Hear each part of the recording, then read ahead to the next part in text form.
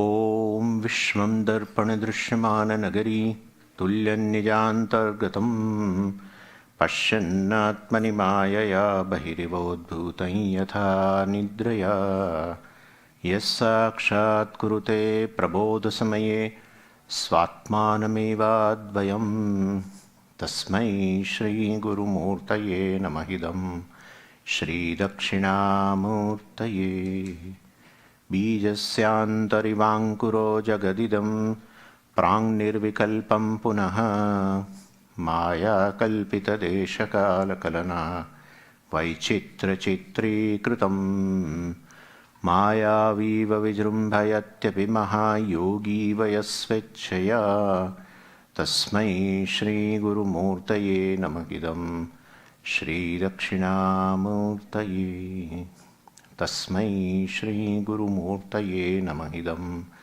श्रीदक्षिणामूर्तये ॐ सहना भवतु सहनौ भुनक्तु सह वीर्यं करवावहै तेजस्विनावधीतमस्तु मा विद्विषावहै ॐ शान्तिः शान्तिः शान्तिः सदाशिवसमारम्भां शङ्कराचार्यमध्यमाम् अस्मदाचार्यपर्यन्तां वन्दे गुरुपरम्पराम् ॐ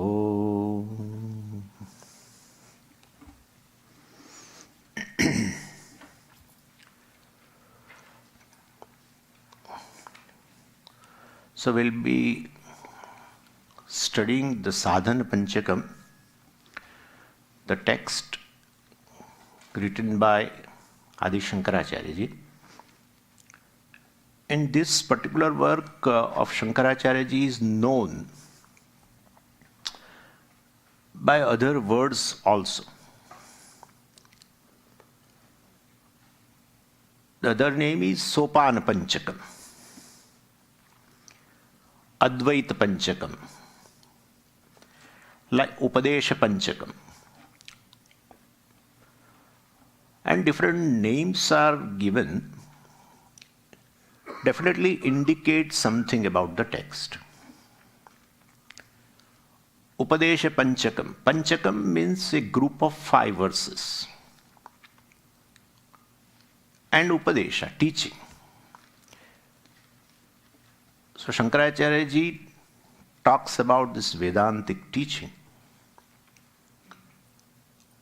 along with the preparation for gaining this knowledge also in these 5 verses. So Upadesha Panchakam.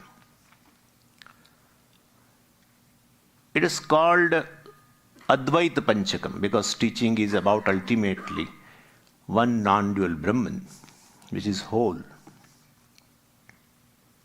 Ultimately that is the teaching, and therefore it is called Advaita Panchakam. It is also called a Sopana Panchakam. Sopanam means a flight of steps.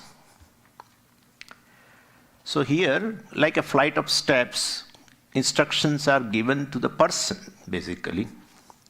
So he can gradually follow each step and ultimately can gain a goal of life. And Sadhana Panchakam, ultimately, the 4th name. Sadhana means means. Means for attaining a goal which is called sadhyam. And once you accomplish a goal, you don't require means because you are accomplished. So sadhanam, to be followed, to gain sadhyam, and if you properly follow with commitment, well, it's sure that you will gain the goal. Once you gain the goal, sadhyam, you are siddha, accomplished. Then you don't require now means. So those means to gain the goal of life, goal of human life, not goal of a seeker. Everyone is seeker. Everyone is born seeker. Everyone is seeking what? Everyone is seeking to stop to be a seeker. That's all it is. We call moksha, people may have allergy with this word. But they don't understand the meaning. The meaning is the fulfillment in life because of which one doesn't remain a seeker. So long as seeking continues, the cycle of birth and death also continues.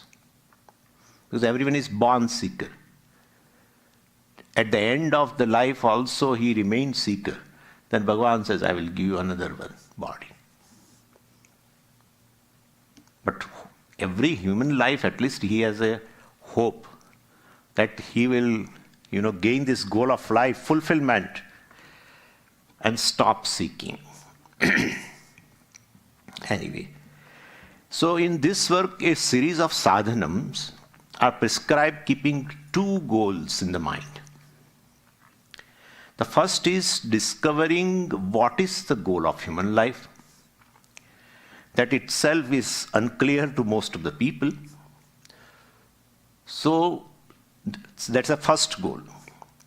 So, the first few disciplines which are going to be discussed right now will refine the mind, and so that human being can discover what is the goal of life. And then second goal is, definitely, to employ what are the means to attain that goal. So two goals are been talked about in this text. Initially, to discover what is the goal of human life, and second is ultimately a goal to employ the means so that I can acquire that goal. So anyway, these two stages the two goals have been talked about. Anyway, here, to attain the goal, a scheme is presented. Very wonderful scheme is presented by Shastra, which we call as a Varnashrama scheme. Varnashrama scheme is obsolete now, but the spirit of Varnashrama Vyavastha, the scheme, is definitely required to gain the goal of life, and so we have to see that thing.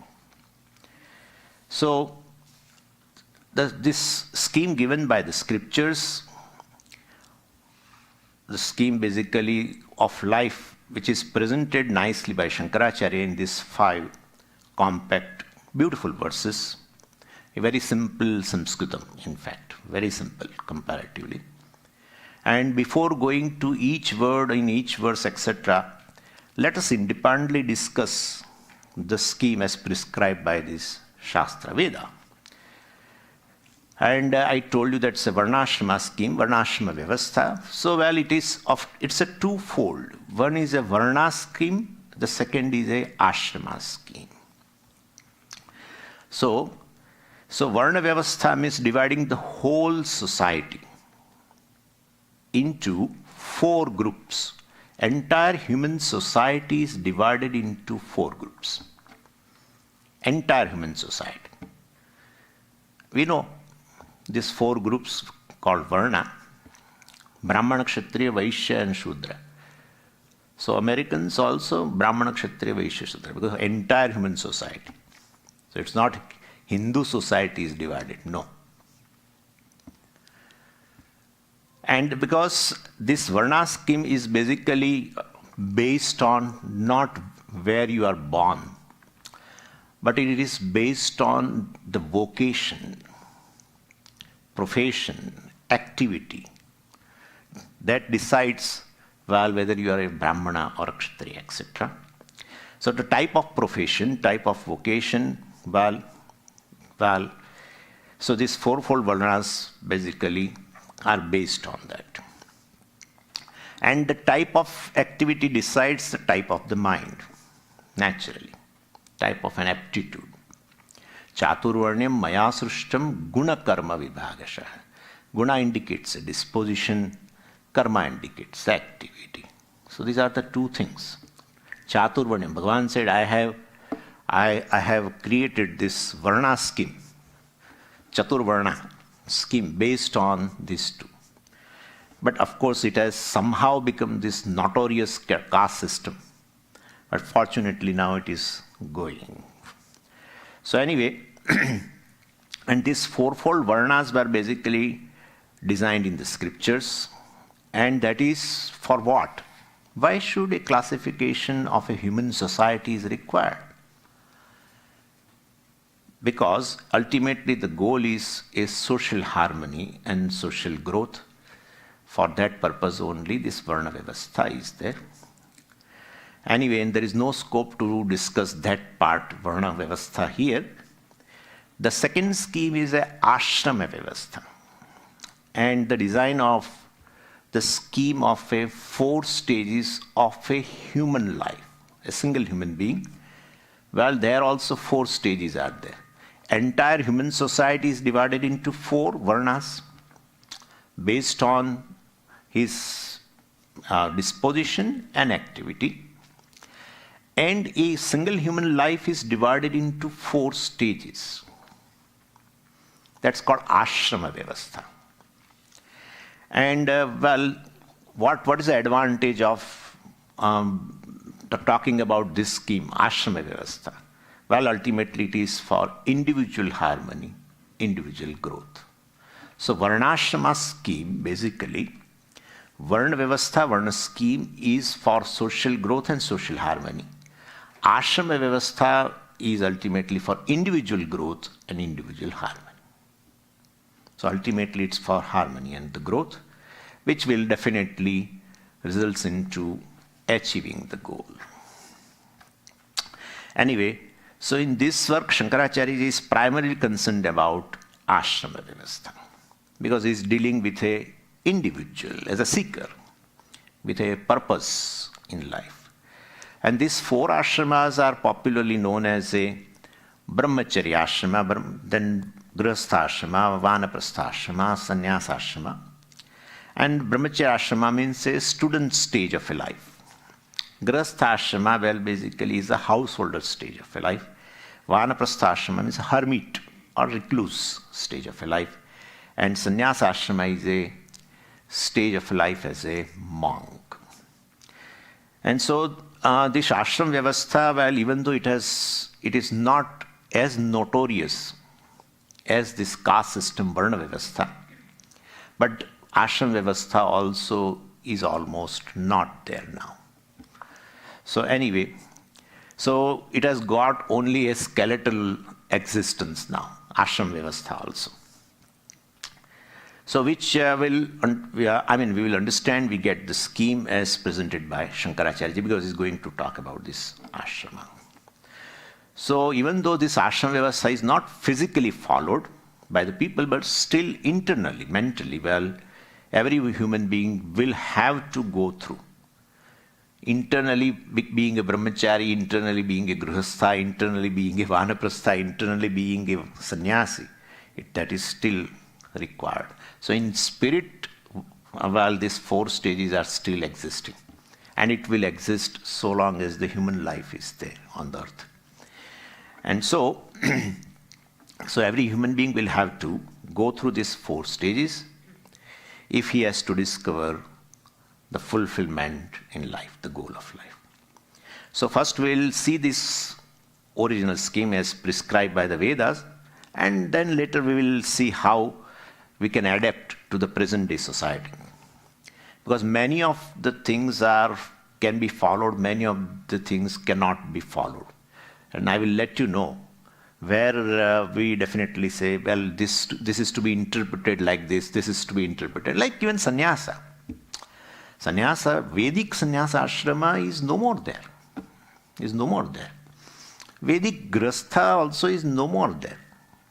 Vedic grihastha means from the day one, the day he marries, he brings that Agni Adhana Karma and etc. And so he brings Agni, and from that Agni he does Agnihotra every day. And where is the thing? Before few years there was a survey, how many Agnihotris are there in India?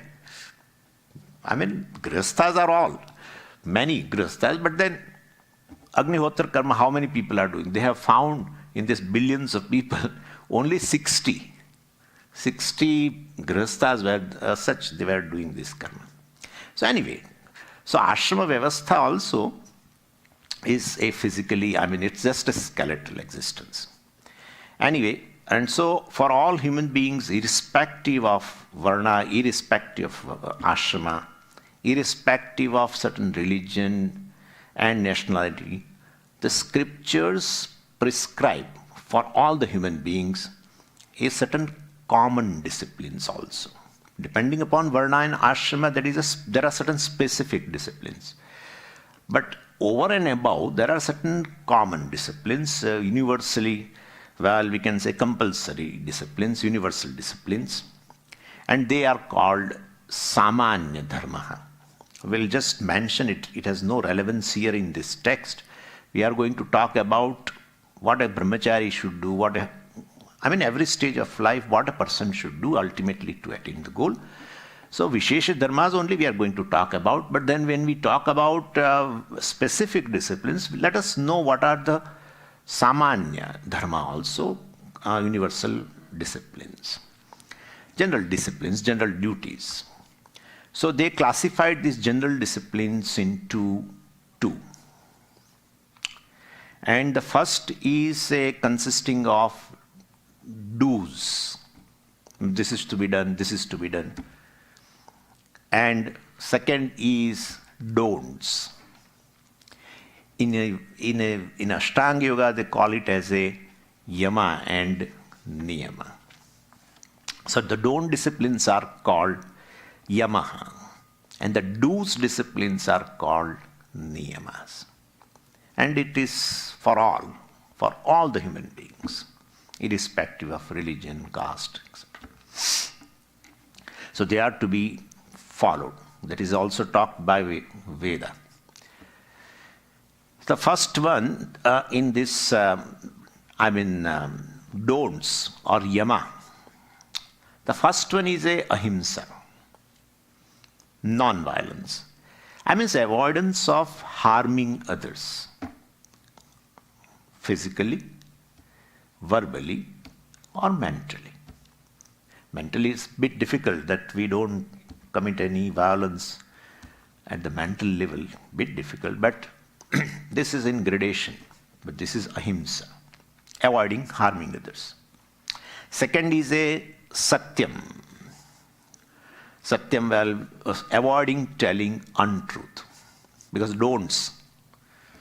So telling positively truth sometimes is not a welcome thing. But at least avoiding telling the untruth. That's the thing, satyam. Third is asteyam, resisting of hoarding somebody's possession, somebody's wealth, possession, etc., illegally. Steyam means actually, stealing.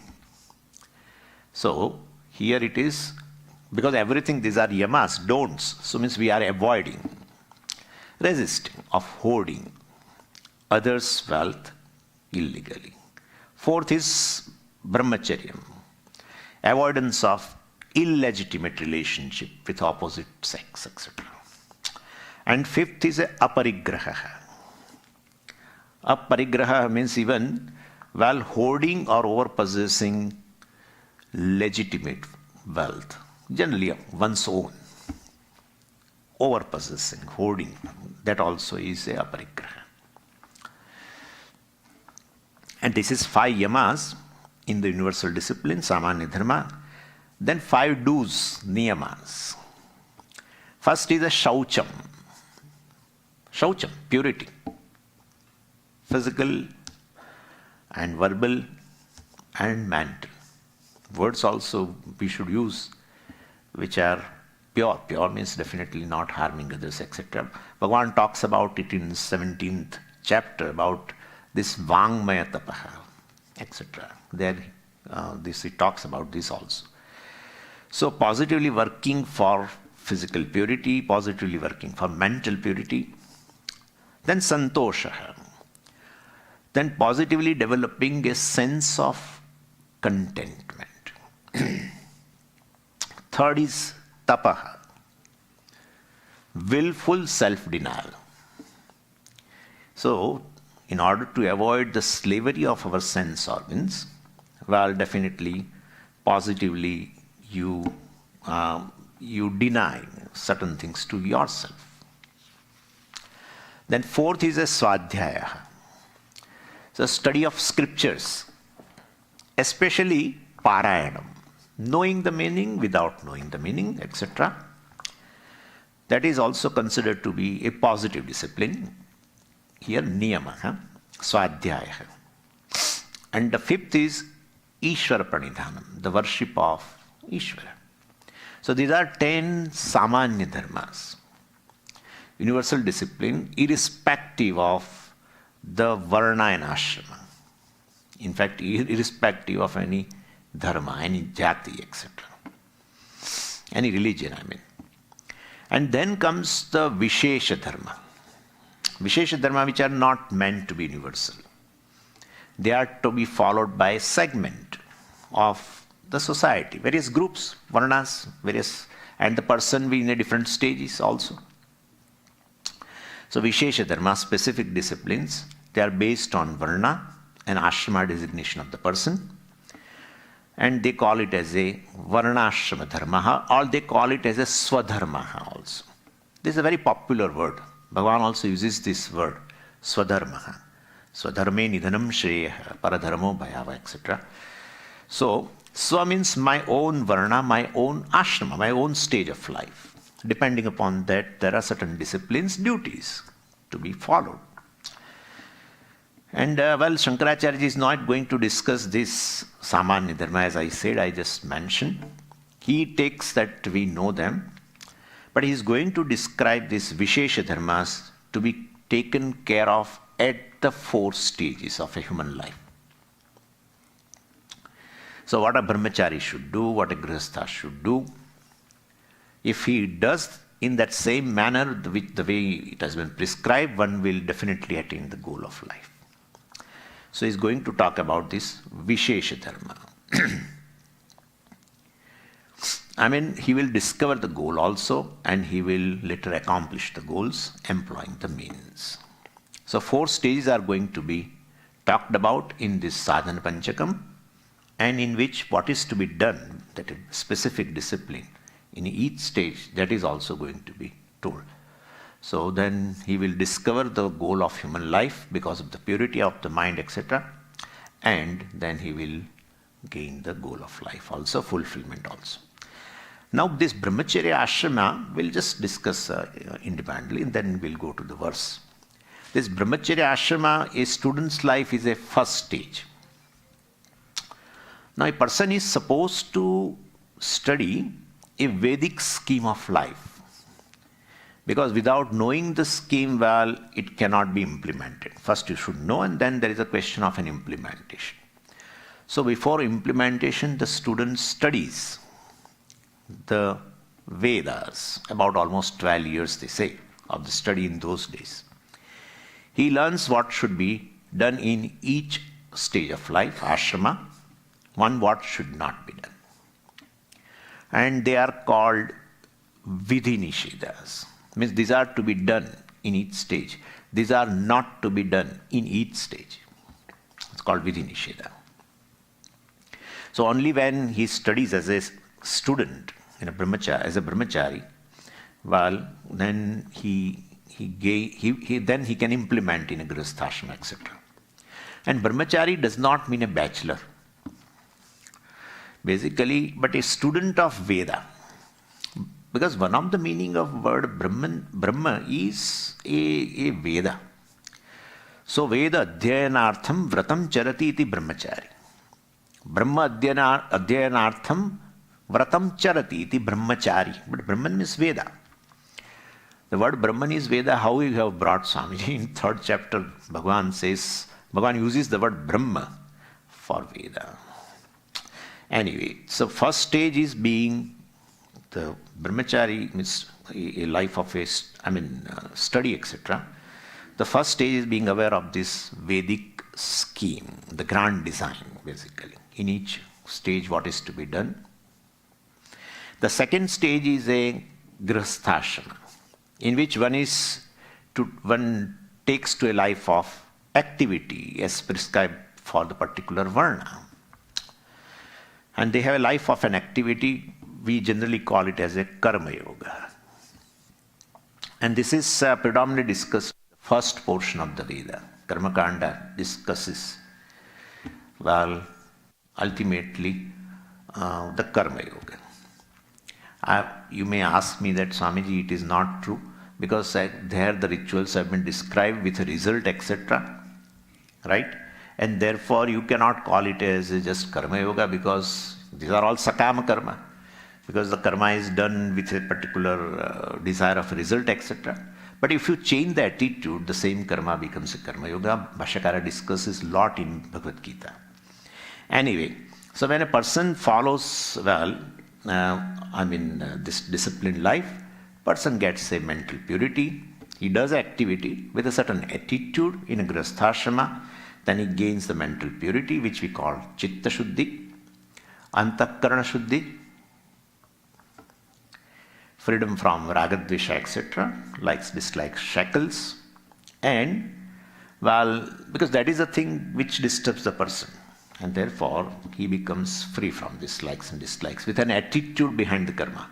Karma remains, depending upon his varna and ashrama, karma remains same externally. The attitude has changed. That is how it is karma yoga. Karma yoga definitely requires karma with a different attitude. Anyway, and that brings karma yoga brings a samatvam, equanimity of the mind. So this is a second stage. A life of activity, grihasthashrama. But he does with this attitude, which definitely brings a chitta shuddhi. Then definitely third stage is a Vanaprasthasa, where extrovert, that physical activity, are reduced, not fully stopped. If you are so active and if you suddenly withdraw, there are withdrawal symptoms. So it is so Vanaprasthashrama is like a buffer. Because sannyasa means totally withdrawing from all activities. So between sannyasa, which is almost a life committed to the knowledge and not any karmas are involved, and grihasthashrama, where fully you are involved in activity. It's totally, you will be extrovert because you want to do karma. You are extrovert person. Sannyasa means totally introvert. So that's in between. This Vanaprastha is really good. It's a buffer. So here, extrovert physical activity, etc., are reduced, not fully stopped. Withdrawal should be gradual. But mental activity, mental disciplines are increased in the form of meditations. So Vanaprastha is the stage of a human life where meditation has a predominance. And we call it as a upasanas. Various types of mental exercises are given in the second portion of the Veda, known as a upasana kanda. That's actually this upasana it goes with the karma kanda also, and it comes in even the later portion also. Many Upanishad discuss upasana. In fact, they begin with upasana also. Anyway, so in this stage, a person goes through this discipline either by leading a quieter life at home, like a guest in his own house, without interfering in family affairs, or leaving the home. But leaving the home is almost, people are going, of course, and there are places called Vanaprastha also. The place name also is Vanaprastha. Anyway, but people go sometime. Anyway, so this withdrawn life, secluded life, committed to upasana will definitely give you a second important benefit, chitta ekagrata. Grihasthashrama gives you chitta shuddhi, because with a certain attitude you do karma, then you become free from the fancies of the mind, likes and dislikes of the mind. So there is Chitta Shuddhi. Vanaprastha, in which the meditations, etc., have a predominance, give you focus of the mind. Chitta Ekagrata. So, capacity to focus the mind. So by the time a person goes through these two stages, Grihasthashrama and Vanaprastha, person has acquired Chitta Shuddhi and Chitta Ekagrata. And then final stage, of course, where such a mind is required, where it is free from certain impurities, and it has a focusing capacity, will be very helpful in that fourth stage of life, called Sannyasa Ashrama, in which a person is free from all psychological hang-up. Any psychological hang-up, well, is renounced here. If they are physically renounced, is called externally sannyasi. If he is internally renounced, he is called internal sannyasi. And in current society, of course, internally it should be renounced. Any psychological hang-up because of maturity. Chitta Shuddhi has brought the maturity. And that is emotional maturity. If emotional maturity is there, then this hang-up will not be there. And then that is very conducive for this sannyasa. Sannyasa is a life committed to knowledge, self-knowledge, where you require a focusing of the mind also.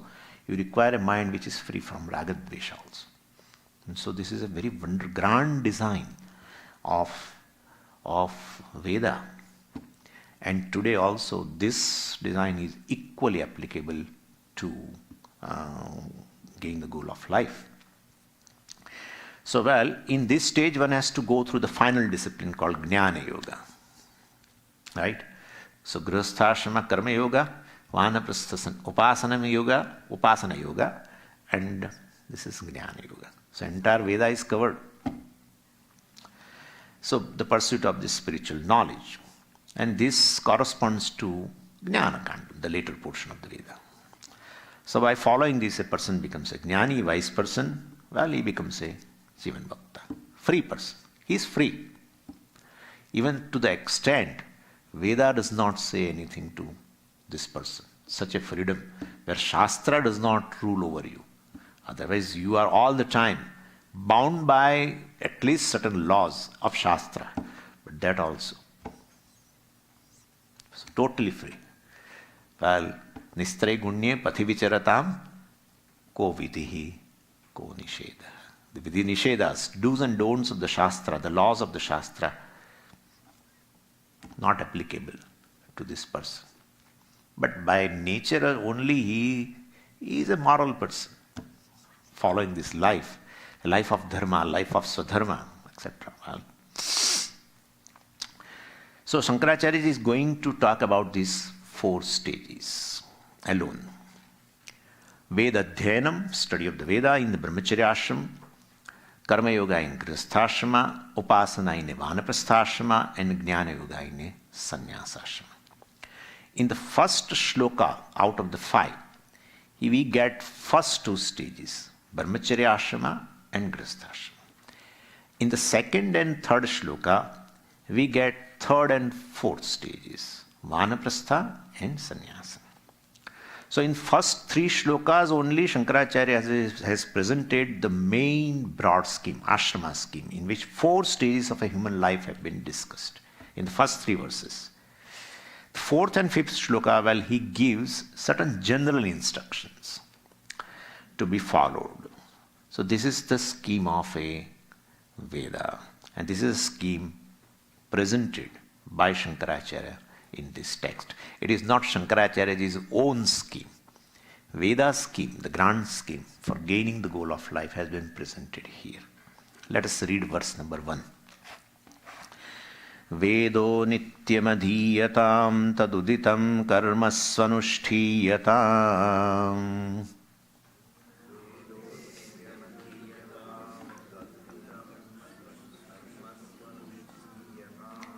Teneshasya vidhiyatam apachitihi kamye matistyajatam.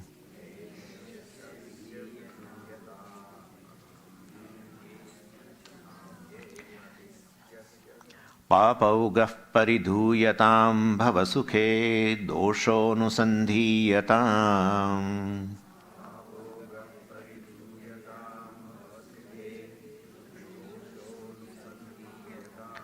Atmecha vyavasíyatam nijagruhat turnam vinirgamyatam.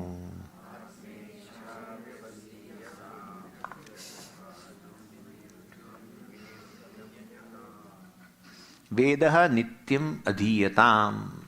Veda adhyanam. First stage, Brahmacharya. So first discipline corresponding to this Brahmacharya Ashrama, in which one studies the scripture and learns the scheme presented in the scriptures, in the Veda. And Vedaha means the scripture, nityam, regularly, adhiyatam, regularly it should be studied. And so translation is, scripture should be regularly studied by you. It's in a passive form. Anyway, and the first study takes place, and then study related to other ashramas also through regular Parayanam. In other ashramas, that the study of a Veda continues through Parayanam. Shankaracharya does not give details here. So, three things, in the study of Veda, three things are involved actually. First is the chanting the Vedas. That is how it starts in a Vedic Gurukulam, right now also. When a boy, he is, admitted to this, any Vedic Gurukulam where a teacher, so first he will be made to chant, because the advantage should be taken of his age. He has a very sharp memory, with the tough and everything, chota. And he picks up. He could memorize his own branch of Veda, whatever the branch belongs to. So first thing is, in a Brahmacharya Ashrama, in the study of Veda, the first thing is chanting the Veda. Then, he learns to analyze the meaning of the sentences of the Veda. So, they give two different names. Chanting the Veda they call it as a Adhyanam, Veda Adhyanam. And then analyzing the meaning of the sentences of the Veda, they call it as a Mimamsa. Mimamsa. It's a very well-known word. Mimamsa means an analysis of the sentences of Veda. There is a method, a specific method developed by those Purva Mimamsakas, and it's a very wonderful method. We borrow. Vedantins borrow many things from others. Many things. Except this our Aham Brahmasmi, we borrow many things. Yeah. We borrow method of logic, etc. also from Nayayikas. Whatever their Anumana, etc. that we adopt. We are open. Yeah. Because Aham Brahmasmi. We accommodate everything. They cannot accommodate us, but we accommodate everybody. Anyway, so this is second, in the study of Veda, first is a chanting called Adhyanam, second is analysis of the meaning of the words of Veda, which called Mimamsa. And to understand the meaning of the sentences of Veda, you need auxiliary sciences. Like to study advanced physics, you need mathematics as auxiliary science. Same way here. Well, when you want to analyze the sentences of the Veda, simply knowledge of Sanskritam is not enough. You need auxiliary sciences. They're called Angani, Veda Angani, naturally. Helpful to understand the sentences of Veda, called Vedangani. Shiksha, Kalpam, Vyakaranam, Jyotisham, Chandas, and Niruktam. Niruktam, a Vedic dictionary. Because that Sanskrit is entirely different. Om Jata Vedase Sunava Masoma Marati Yato Nidahati Vedaha Sanaf Parshadati Durgani Vishwa Nave Vasindun Duritatyagni. Stop. Oh Swami, stop. Okay. Tell us the meaning. I don't know. What are you saying? I'm telling you frankly. I have to look into that. Yes, ordinary knowledge of Sanskritam, which we call as the Bhasha Jnanam, is not sufficient. So Niruktam, ultimately you have to see the Vedic dictionary by Yaska Muni, ultimately Nirukta Shastra. Jyotisham, Jyotisham, you require a knowledge of astronomy, the movement of the planets and these, because ultimately karmas are related to that. In particular, karma should be done in at a particular time, etc. Anyway, chandas, meter, because all the many portions in the Veda, well, they are in a particular meter. There are some 6, 7 Vedic meters. One of Gayatri is one of the meter. So Gayatri, Jagati, Chand, and I have forgotten now, Pankti, all these meters are there. So you should have a knowledge of particular meter of in which that mantra is. And Shiksha, science of phonetics. Phonetics, how a particular letter is uttered. Otherwise, sa and sa everywhere. For many people, there are not 3, only one. Advaitam. So dental sakara is different from the cerebral shanmukha, but no, sanmukha. What is that? Sat and sanmukha. No difference. Sat and Siva. Shiva. No. Siva. Siva. Over. So this is the thing. Phonetics. Every letter originates from a particular place. There are 5 places in our mouth. And so we have gutturals. Ka, kha, ga, gha, ang, etc. Comes from, they call kanthyas, etc. So you have to learn all this. Because ultimately you are going to chant. Veda. So shiksha, kalpam. Kalpam is a know-how of all the rituals prescribed in the Veda. Vyakaran, of course, grammar needed. And then I told Jyotisham, etc., etc.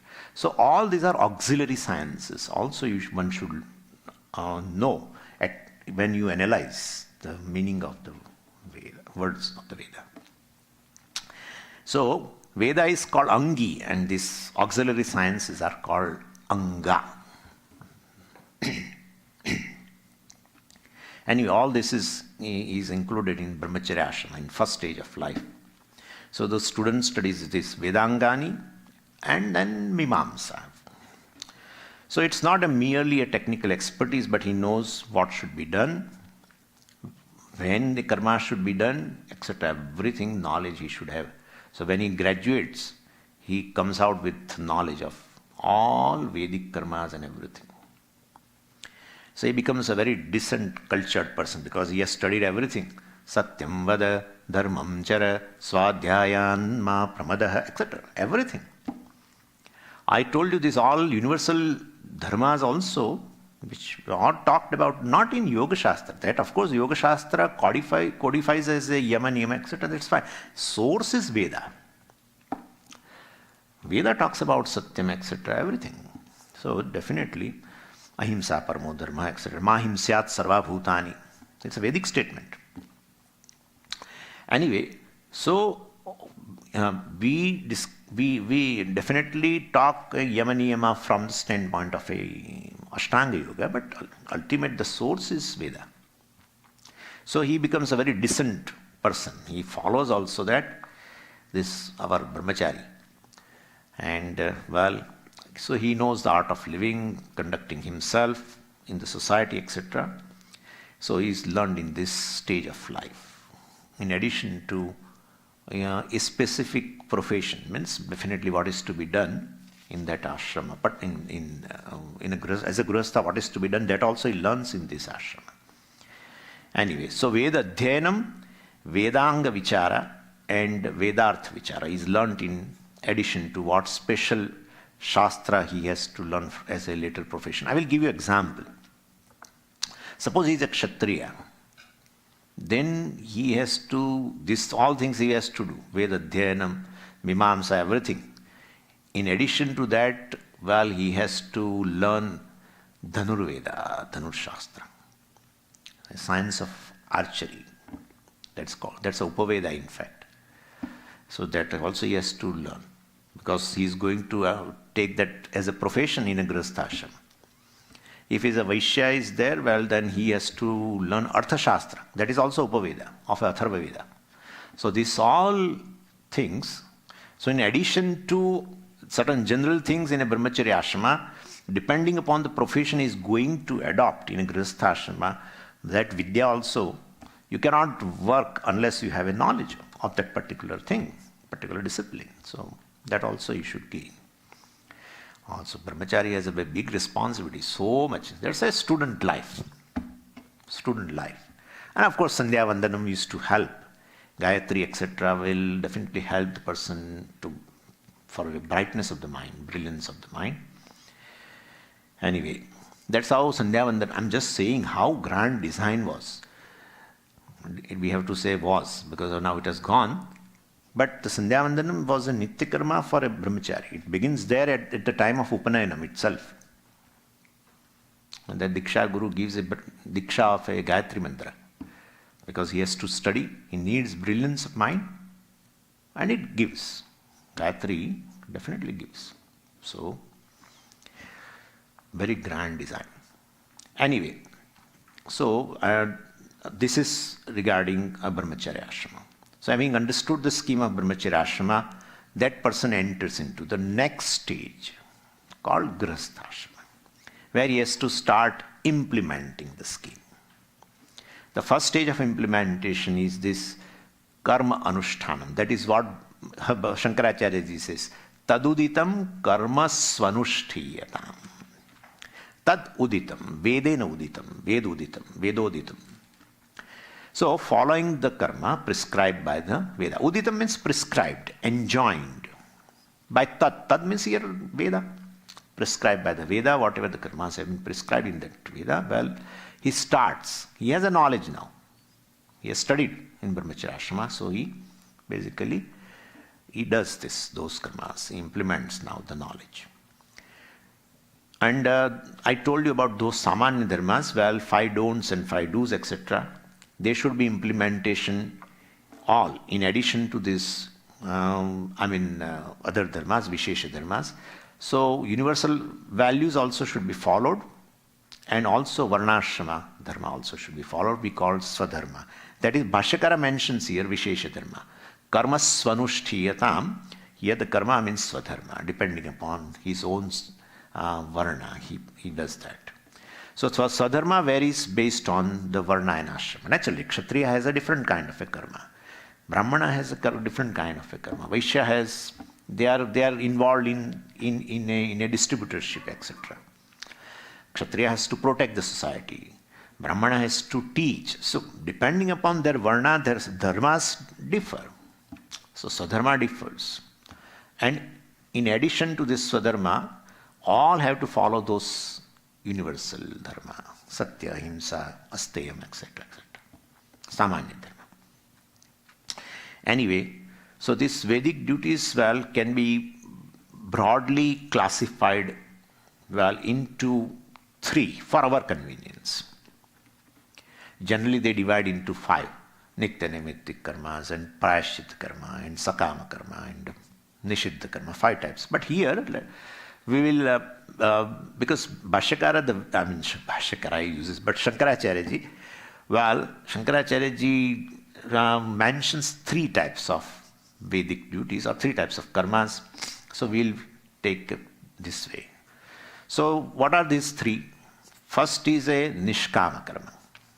Second is a Sakama Karma. And third is a Nishiddha Karma. So Nishkama Karma means a certain compulsory duties, which do not depend upon your likes and dislikes. So these are in the form of injunctions or commandments and must be done regardless of your personal preference. This is a commandment from the Shastra. And that means a Kshatriya means he has to. That's what Bhagavan said. You are not following your Swadharma. You have to fight, you are a Kshatriya, etc., etc. You have to do that. If you don't do it, well, then you will definitely inquire pratyavaya papam, this, that, etc. That is what Bhagavan also said. So this Nishkama Karma means your fancy, your likes, dislikes do not come into the picture. No. This is to be, you are in a Kshatriya, well, you are supposed to do this. You are Brahmana, you are supposed to do this, etc. So, they give an example, just as a medicine, well, must be taken regardless of personal preference. Well, same way, personal preference for taste, in medicine case. For the spiritual growth, well, the Nishkama Karma prescribed by the Lord must be done regardless of likes and dislikes. That is why they are called Nishkama. Not based on personal desire. Means definitely not based on personal likes and dislikes. So it is based on this Vedic commandment. It is meant for spiritual growth. The spiritual growth in terms of Chitta Shuddhi, because Raga Dveshas only are the Shuddhis in the mind. When you don't give a weightage, while doing karma, you exercise your free will, but free will is not based on Raga Dvesha, but free will is based on the commandment given by the Veda, then you are sacrificing your likes and dislikes for your own benefit. That is how Chitta Shuddhi takes place. And so, that's how mind gets refined in the second stage, in this, Grihastha Ashrama. So this is a one, Nishkama Karma, which is a duty, Vedic duty, to be followed by a Grihastha, depending upon his Varna. Kshatriya means these are the duties he should do. He should not take into account a personal preference, no. Then Brahmana means he should do. No, I don't like to teach. You are supposed to teach like that. So basically, no, I don't like to protect the society. I would like to do some business. No, you are supposed to do. So, your personal preferences, Raga Dveshas, are really sacrificed. That's the only way to get rid of them. Otherwise, they don't go.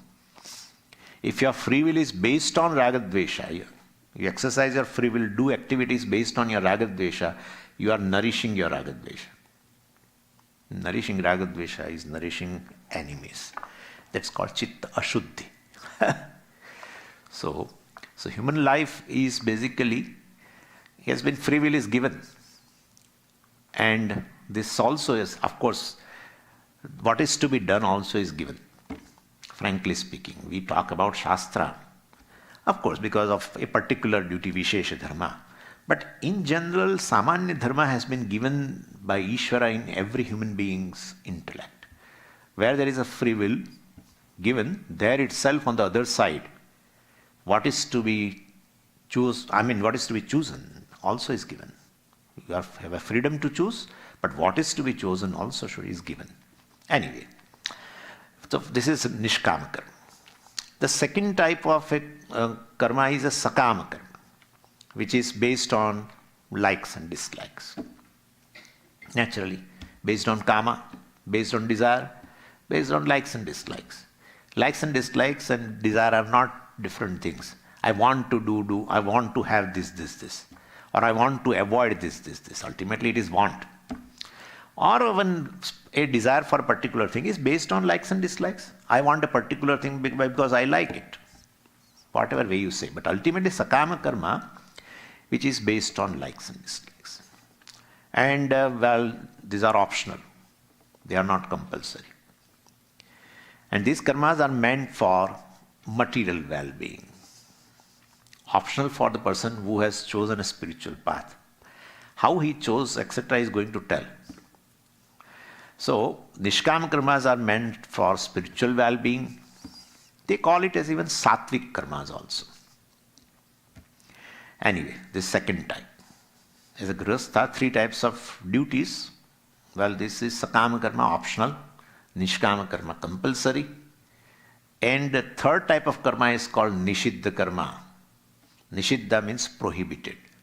These are the karmas not to be done by a Grihastha. So 3 types of karmas are there. Shankaracharya says, first may you do Nishkama Karma regularly, properly, without fail. Taduditam karma svanushthiyatam. Taduditam means Veduditam. Means karma means a Nishkama Karma, Swadharma Vihita Karma, Niyata Karma. They give several names. All this is same. Compulsory duties, choiceless actions. And Svanushthiyatam, Su Anushthiyatam, Sushtu Anushthiyatam. Means you follow properly, wholeheartedly. That's what it means.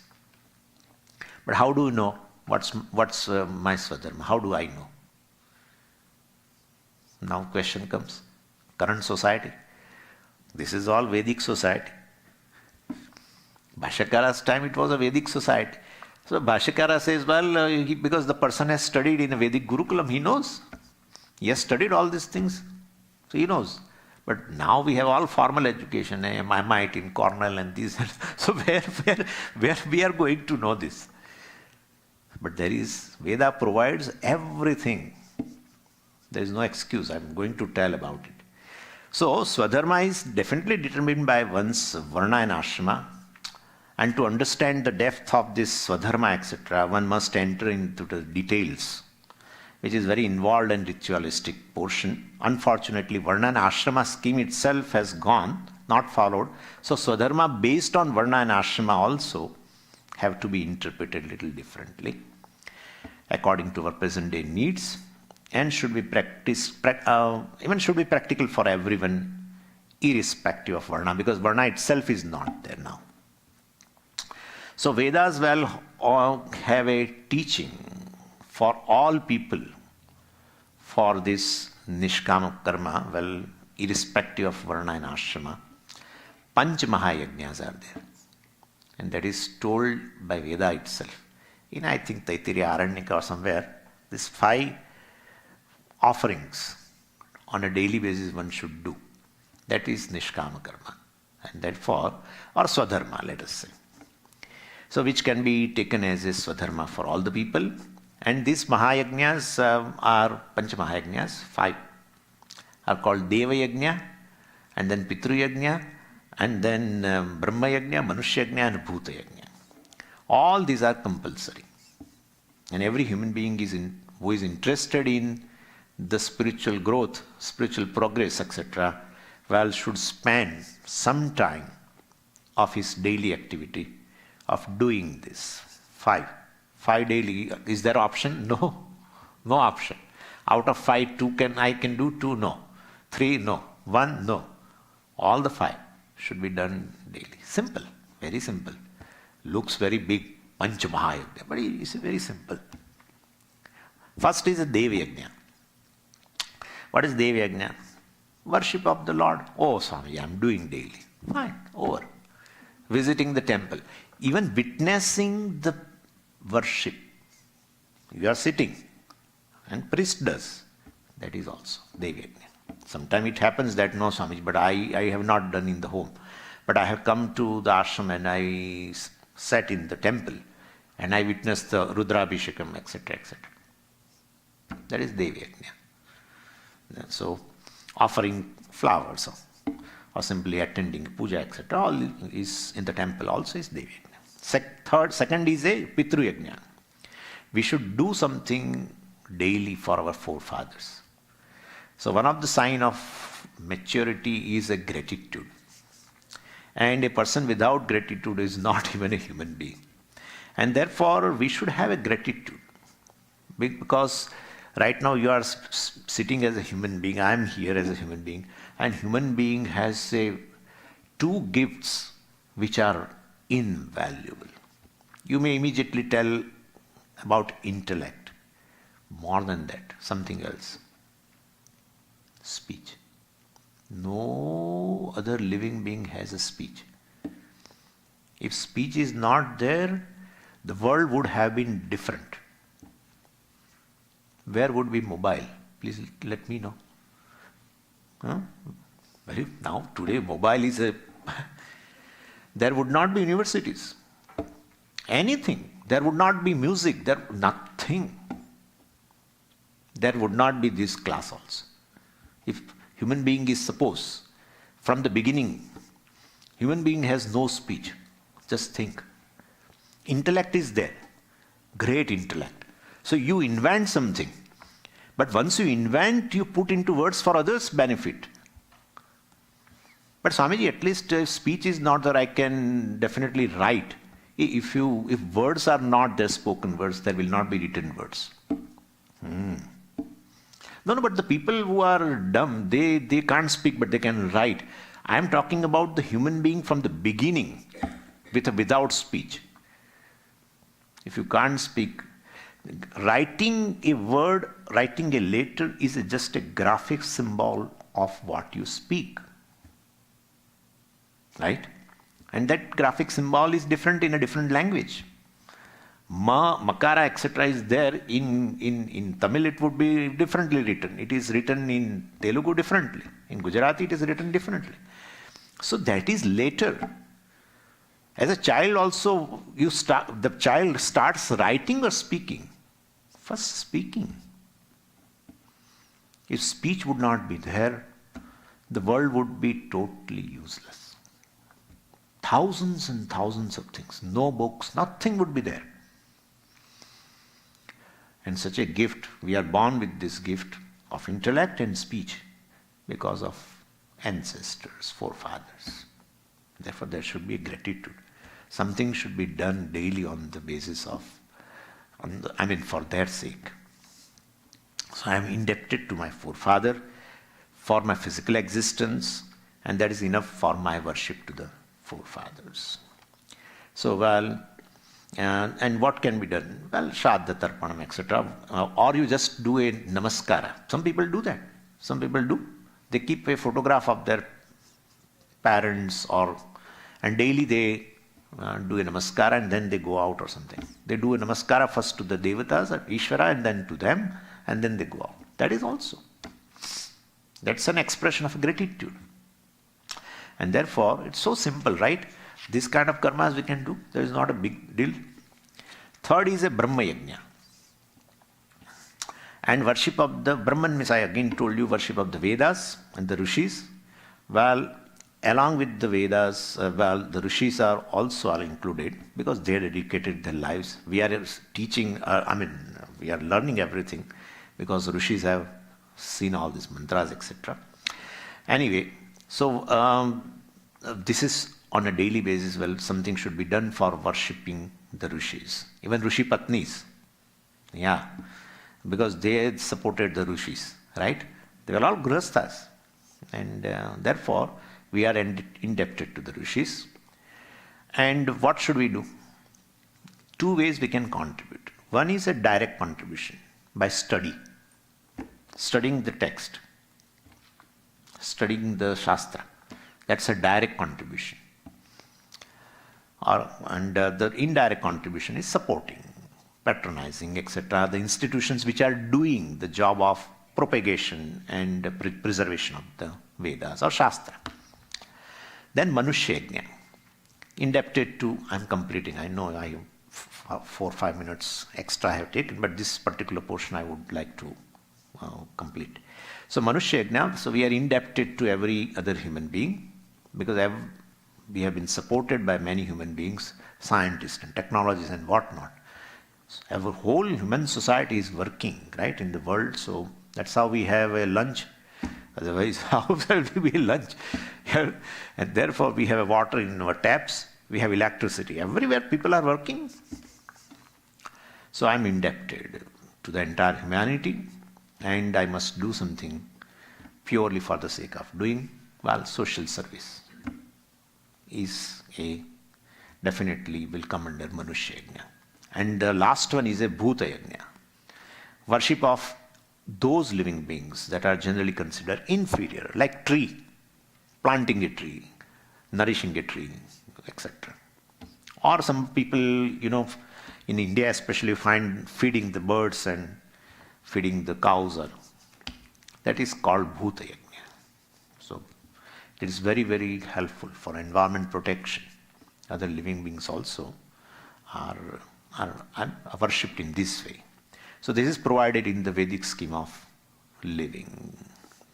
So these Panchakam are compulsory for all varnas. Panchakam are compulsory for all the grihasthas of any varna. Nishkama Karma. And then Sakama Karma, etc., which are optional, but we have to discuss. Right? We have to discuss. Om Purnamadah Purnamidam Purnat Purnamudachyate Purnasya Purnamadaya Purnameva Vashishyate Om Shanti Shanti Shanti. Harihi Om Shri Gurubhyo Namaha. Harihi Om.